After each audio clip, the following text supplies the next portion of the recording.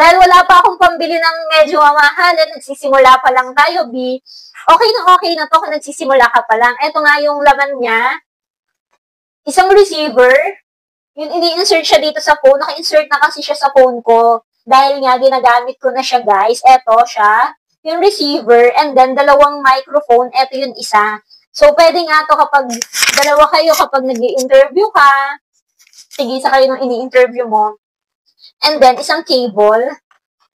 And then, ito, itong cable is para sa pag-charge. Type-C lang naman din to. So, ayun, pwede mo siyang i-charge.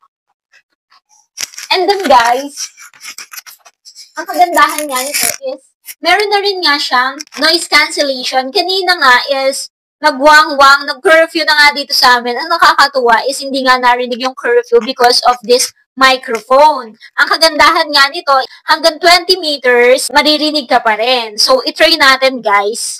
Kaya lang, hindi ko mapapakita sa inyo kasi nandito ako sa loob ng bahay. Bababa na lang ako sa hagdan kung maririnig nyo ako, okay? Okay.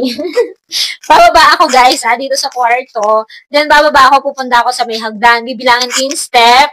So, naririnig nyo pa ba ako? 1, 2, 3, 4, 5, 6, 7, 8, 9, 10, 11. Nandito na nga po ako sa may baba ng hagdanan. Naririnig nyo pa ba ako, guys? Hindi ako sumisigaw, nagsasalita lang ako. O sige, babalik na ako, ha? So, eto na nga, humahagdan na ako. Naririnig nyo pa ba ako, guys? Ano? Guys, narinig nyo ba ako? So, ayun nga. Ito nga ang kagandahan nito. 2 hours na ako nag-film. Hindi pa naman siya nalulobat. So, I think matagal ang buhay nitong microphone na to. And babalitaan ko kayo. Siyempre, gusto ko munang subukan pa kung gaano nga katagal bago malobat tong isang microphone. Pero I think 10 hours tong isang microphone based dun sa mga nakikita kong review. Pero syempre, gusto ko munang patunayan na 10 hours nga ito tumatagal. So, if ever na 10 hours, pag nalobat ka, is another 10 hours. So, 20 hours, kung magagamit to, pwede to kapag nagla-live ka, 20 hours, magla-live ka. Huy!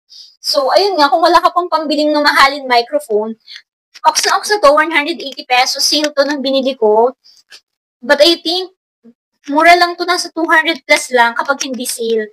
So, kung nagsisimula ka pa nga lang sa pag-vlog, sa pag-affiliate, magagamit mo nga tong microphone na to kung wala ka pang pambili ng mga mamahalin microphone. So, kung kailangan mo nga rin ng ganitong microphone, kung isa kang affiliate, or kung isa kang content creator, ilalagay ko na nga lang po ang link sa Yellow Basket. Thank you for watching. Kuting-ting. Goodbye!